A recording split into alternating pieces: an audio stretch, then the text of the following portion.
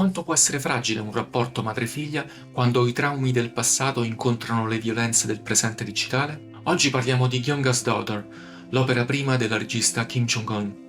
Un film che parte da una semplice videochiamata tra una madre e una figlia e arriva a scavare, con una delicatezza quasi dolorosa, nelle ferite più profonde lasciate da una cultura patriarcale, dal senso di colpa interiorizzato e da un crimine digitale capace di distruggere un'esistenza. Attraverso le ottime interpretazioni di Kim Chung-yeon e Ah Yoon-kyung, questa storia diventa un viaggio emotivo durissimo tra amore, incomprensione, vergogna, paura e la difficilissima possibilità di ricostruire un legame spezzato. Se ami il cinema coreano che va oltre la superficie, che parla di società, traumi e relazioni umane, questo è un film di cui dobbiamo assolutamente parlare. Quindi mettiti comodo, perché in questa videorecensione analizziamo Gyeongga's Daughter, uno dei debutti più importanti del cinema indipendente coreano degli ultimi anni. E prima di iniziare, se ti piacciono contenuti di questo tipo sul cinema coreano e sulle opere meno conosciute ma fondamentali, lascia un mi piace, iscriviti al canale e attiva la campanellina per non perdere le prossime recensioni.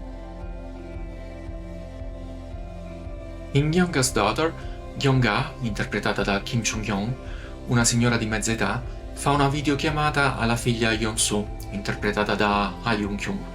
Quest'ultima si è appena trasferita in un nuovo appartamento per motivi di lavoro. Le chiede se è sola e la ragazza le mostra la casa per tranquillizzarla.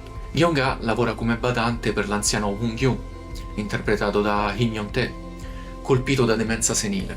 Un giorno arriva la figlia di lui, Sang-soon, interpretata da Lee Chae-kyung, un'avvocatessa dal carattere duro. Scopre che Gyeonga ha comprato delle sigarette al padre, si infuria e distrugge il pacchetto, minacciando di tagliargli i soldi se continua a fumare.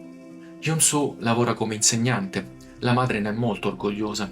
A scuola si tiene una riunione tra i professori per discutere di un test di gravidanza negativo trovato nell'istituto. Yeon-soo prima riprende una coppietta di studenti che flirtano, poi prende da parte la ragazza della coppia e le parla con un tono confidenziale, facendo comprendere che anche lei è una donna con le stesse esigenze sessuali della studentessa. La sua vita però è complicata. L'ex fidanzato Sang-yeon, interpretato da Kim Woo-kyung, lasciato da lei perché non lo ama più, la tampina continuamente. Si presenta fuori dalla scuola in cui lavora con un mazzo di fiori e dice di aver fallito un esame per colpa della loro rottura, ma lei lo gela rispondendogli che semplicemente non era preparato. Lo prega di non cercarla mai più e cancella il suo numero. Spaventata dall'insistenza del ragazzo e consapevole che Sang-yeon sa dove abita, Yeon-soo va a dormire dalla madre. Sentendo alla TV che una ragazza è scomparsa dopo che un uomo l'ha obbligata a entrare in macchina, Gyeonga rimprovera Yeon-soo per aver preso un taxi di notte e la ragazza si lamenta con la madre per il suo atteggiamento iperprotettivo. Madre e figlia ricordano il padre di Yeon-soo. Gyeonga lo difende. Beveva e si sfogava su di lei perché distrutto dal lavoro. Yeon-soo invece le fa notare che anche lei si è sempre fatta in quattro e ora ne paga il prezzo, con il corpo pieno di dolore. La madre replica che dopo tutto quella casa l'hanno grazie a lui. La figlia però confessa che proprio per quel motivo quella casa per lei è diventata soffocante. Vanno insieme al cimitero e davanti alla tomba del padre Gyeonga esorta la figlia a trovarsi una brava persona, a non ripetere i suoi errori e a non soffrire inutilmente come ha fatto lei. Ammette di aver bisogno di convincersi che la colpa sia tutta sua, perché solo così riesce a trovare un po' di pace. Si chiedono a vicenda: hai qualcuno? E si rispondono entrambe: ho solo te. Yeon-soo le propone di passare più tempo insieme. Poco dopo la ragazza butta via una scatola piena di ricordi. Intanto il suo telefono continua a squillare. È l'ex che non si rassegna. Il giorno seguente anche il telefono di Gyeonga vibra per un messaggio in arrivo. È anonimo, con un video in allegato, un contenuto destinato a cambiare per sempre la sua vita, quella della figlia, e a incrinare il loro rapporto. Gyeongga's Daughter, della regista esordiente Kim Jong-un, è un'opera prima su una cultura patriarcale che soffoca l'empatia matriarcale. C'è un momento, nelle prime scene di Gyeongga's Daughter, in cui due volti femminili comunicano attraverso lo schermo di uno smartphone. Da un lato Gyeonga, una donna di mezza età segnata dalla fatica e da una solitudine che la porta ad aggrapparsi all'unica persona che le è rimasta. Dall'altro Yeon-soo, la figlia che con amorevole pazienza ruota il telefono per mostrare ogni angolo della sua nuova casa, dimostrando di essere sola. È un gesto di trasparenza, un rituale di rassicurazione che racchiude in sé la complessità di un rapporto in bilico tra protezione e controllo, tra la necessità di lasciare andare e l'incapacità di farlo, tra amore filiale e consapevolezza di non essere compresi. Questa immagine apparentemente semplice è il seme da cui germoglia l'intera opera prima della regista e sceneggiatrice Kim Jong-un, un film che con una quieta ma implacabile determinazione scava nelle profondità di un legame madre-figlia messo alla prova dall'irruzione traumatica di un crimine digitale. Presentato e premiato al 23esimo Jeonju International Film Festival, dove ha vinto il CGV Artas Award per il supporto alla distribuzione e il Watch as Feature Award, Gyeonga's Daughter si è rapidamente ritagliato uno spazio di rilievo nel panorama del cinema indipendente coreano. Il film, della durata di 119 minuti, non si limita a offrire uno sguardo sulla cronaca, si addentra con una sensibilità quasi tattile nelle pieghe emotive delle sue protagoniste, offrendo un'esperienza cinematografica che è tanto intima quanto universale. La struttura del film si regge su un doppio binario narrativo, seguendo alternativamente le prospettive di Gyeonga e Yeon-soo. Inizialmente lo sguardo dello spettatore è portato a percepire Gyeonga principalmente attraverso le sue ansie e la sua iperprotettività. La donna, che lavora come badante, sopportando i malumori della figlia del suo assistito e che riversa sulla figlia le proprie insicurezze, appare come una figura quasi soffocante. Tuttavia, man mano che la narrazione procede e il passato di Gyeonga inizia a emergere in brevi, lancinanti flashback sensoriali, voci maschili violente che risuonano come echi nella sua mente, dolori fisici che si riacutizzano, la sua figura si umanizza fino a diventare tragica. Si comprende che la sua ansia di controllo non è altro che la reazione a un trauma irrisolto. È un tentativo disperato di proteggere la figlia da un mondo che lei ha conosciuto nella sua forma più brutale. Gyeonga's Daughter suggerisce che la madre ha interiorizzato un sistema patriarcale tossico che l'ha convinta che ogni male sia in qualche modo una sua colpa. È un meccanismo di difesa, un modo per dare un senso all'insensato. Se la violenza subita è colpa sua, allora esiste una logica, per quanto distorta, in un mondo altrimenti dominato dal caos. Questa dinamica psicologica, resa con grande sottigliezza, è la chiave per comprendere la sua reazione più avanti nella storia. Una reazione che rappresenta il punto di rottura del rapporto con la figlia e il cuore pulsante del dramma. Dall'altro lato abbiamo Yeon-soo, apparentemente più forte e indipendente della madre, con una carriera da insegnante che è motivo di orgoglio per Gyeonga, un dettaglio questo che la madre ripete con una frequenza che tradisce un riscatto sociale oltre che personale. Yeon-soo si trova a dover gestire un presente asfissiante. La presenza ingombrante del suo ex fidanzato, la cui incapacità di accettare la fine della relazione si trasforma in stalking, è una minaccia concreta che la costringe a cercare rifugio proprio in quella casa d'infanzia che sente così soffocante. In questo il film mostra una profonda comprensione delle contraddizioni umane. Si può amare una persona, la madre, e al contempo sentire il bisogno impellente di scappare dall'ambiente e dai ricordi che essa rappresenta. Il catalizzatore che fa precipitare gli eventi è un atto di vigliaccheria e violenza digitale che il film non mostra direttamente. L'orrore è tutto nelle conseguenze, nel modo in cui un'intera esistenza può essere sgretolata dalla pressione di un dito su uno schermo. Ciò che colpisce non è l'atto in sé, tanto che viene preannunciato da dettagli che sviano il femminicidio, ma preparano l'humus. A colpire la micidiale onda d'urto di quell'atto. La regista Kim Jong-un si concentra sulle reazioni, e in particolare su quella devastante di Gyeonga. Invece di offrire il conforto e il sostegno di cui sua figlia ha disperatamente bisogno, la madre reagisce riversando su di lei tutta la sua frustrazione e la sua paura, con parole che sono macigni. Questa sequenza è il cuore di tenebra del film. È un momento di tale crudeltà psicologica da risultare quasi insopportabile, ma è reso con una verità emotiva talmente cristallina da impedire qualsiasi facile giudizio. La reazione di Gyeonga non è solo il frutto di una mentalità retrograda, ma il sintomo di un'anima che, non avendo mai elaborato il proprio trauma, non è in grado di gestire quello della figlia, se non replicando gli stessi schemi di colpevolizzazione della vittima che lei stessa ha subito. In quell'istante il film eleva il suo discorso da cronaca di un crimine digitale a metafora del ciclo intergenerazionale del trauma e della violenza psicologica.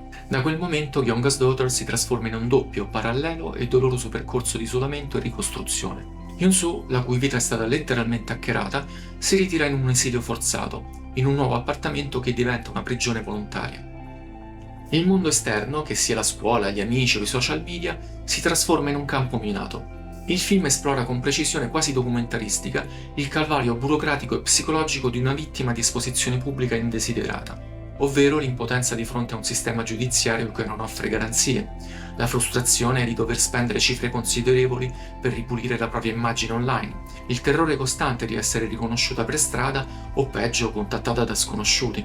È un ritratto dell'alienazione contemporanea, reso attraverso dettagli minimi ma significanti, come ad esempio una lezione online in cui si è costretti a spegnere la telecamera, un curriculum senza foto o la paura di rispondere al telefono.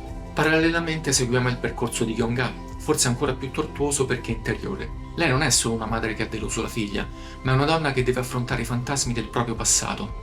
Il suo rendersi conto della portata delle proprie azioni non è immediato. Passa attraverso un lento accumulo di dettagli. Il confronto con la sua sopportazione supina di fronte ad accuse infamanti di adulterio, la vista dei commenti disgustosi online, il ricordo di come sua figlia fosse stata l'unica a starle accanto durante le violenze del marito e della società giudicante il presunto adulterio di cui prima, il confronto con altre figure femminili che, come la sua datrice di lavoro, le ricordano cosa significhi schierarsi.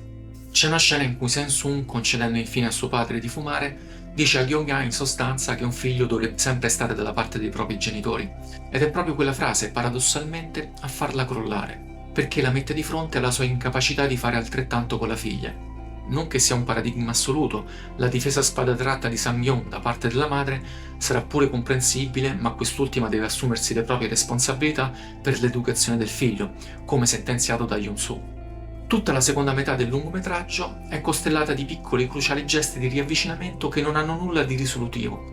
La riconciliazione, quando arriva, è un processo faticoso, fatto di scuse sussurrate, di lacrime che scendono silenziose, di oggetti, gli effetti personali del marito violento, che vengono finalmente gettati via, come a voler esorcizzare un passato che non deve più imprigionare il futuro. Un elemento affascinante del film è il modo in cui intreccia la grande storia della violenza di genere con le microstorie delle sue protagoniste. In sottofondo, spesso proveniente da un televisore acceso, si sentono notizie di cronaca, donne scomparse, aggressioni, processi. Non è un dettaglio gratuito, ma un modo per ancorare il dramma privato di Gyeong-ga e Yeon-soo a un contesto sociale più ampio. Suggerisce che ciò che accade a loro non è un incidente isolato, ma il sintomo di una malattia culturale, di una società che è sorprendentemente impietosa nel giudicare le vittime, colpevole di non essersi comportate come si deve. Il film smonta questo meccanismo perverso, dalla riunione scolastica che indaga ipocritamente sulla vita sessuale degli studenti, all'atteggiamento della polizia che prepara Yoon-soo al peggio, fino alle pressioni per un patteggiamento che dovrebbe ristabilire un ordine sociale senza però fare vera giustizia. A dare corpo e anima a questa complessa architettura narrativa sono le interpretazioni delle due attrici protagoniste. Kim Chu-young, un volto noto della scena teatrale e cinematografica coreana, offre una performance che è un magistrale studio di carattere. La sua Gyeong-ga non è mai un personaggio a una dimensione. Il suo volto, solcato dalla fatica, è in grado di esprimere in una sola inquadratura emozioni diverse, dalla durezza più severa alla vulnerabilità più struggente. Al suo fianco Han Kyung, attrice rivelazione già nota al pubblico internazionale per il suo ruolo nella serie Hospital Playlist, conferma il suo talento cristallino. La sua Yoon-soo non si arrende, lotta con le unghie e con i denti per riprendersi la sua vita anche quando tutto sembra remarle contro. La sua richiesta disperata di essere compresa, più che di essere consolata, è uno dei momenti centrali del film, così come lo è la sua scelta, dolorosa ma determinata, di lottare per un principio anziché accettare un risarcimento che non lenirebbe il suo trauma. Ciò che rende Gyeong-ga's Daughter un film degno di nota non è solo la sua potenza drammatica, ma anche il suo essere un oggetto culturale necessario. Non si limita a denunciare un crimine odioso, ma lo usa come uno specchio per riflettere dinamiche relazionali e psicologiche più profonde. Parla dell'eredità del trauma, di come il dolore non elaborato si trasmetta di generazione in generazione, avvelenando anche i rapporti più puri. Parla della colpa, sia quella reale di chi compie il male, sia quella interiorizzata dalle vittime, che come Gyeong-ga sono state educate per tutta una vita a credere di essere la causa della violenza che subiscono. E infine parla di un'ipotetica, fragile ma possibile via d'uscita, ovvero il riconoscimento reciproco del dolore, la forza di chi ha il coraggio di dire non è stata colpa tua e la scelta radicale di smettere di incolparsi per poter finalmente iniziare a vivere. Il finale sospeso e aperto è la logica conclusione di questo percorso, non offre facili soluzioni né lieti fini preconfezionati. Lascia lo spettatore con un groppo in gola e una sensazione di commozione trattenuta. La telefonata che chiude il film, con quella domanda piena di speranza e di paura, verrai a farmi visita? È un inno alla possibilità di ricostruire ciò che è stato distrutto, mattone dopo mattone. Younga's Daughter invita pertanto a un ascolto profondo, all'unica forma di comunicazione capace di sanare le ferite più invisibili. E così si chiude Younga's Daughter, un film che non offre risposte facili, ma ci lascia con una domanda potentissima. Quanto del dolore che portiamo dentro non nasce da noi, ma da ciò che abbiamo ereditato? Il percorso di Younga e Yeon-soo ci ricorda che a volte l'amore non basta se non è accompagnato dall'ascolto, dalla comprensione e dal coraggio di spezzare certi meccanismi che si tramandano da generazioni. Se questo film ti incuriosisce, o se l'hai già visto, scrivimi nei commenti cosa ne pensi. Ti ha colpito?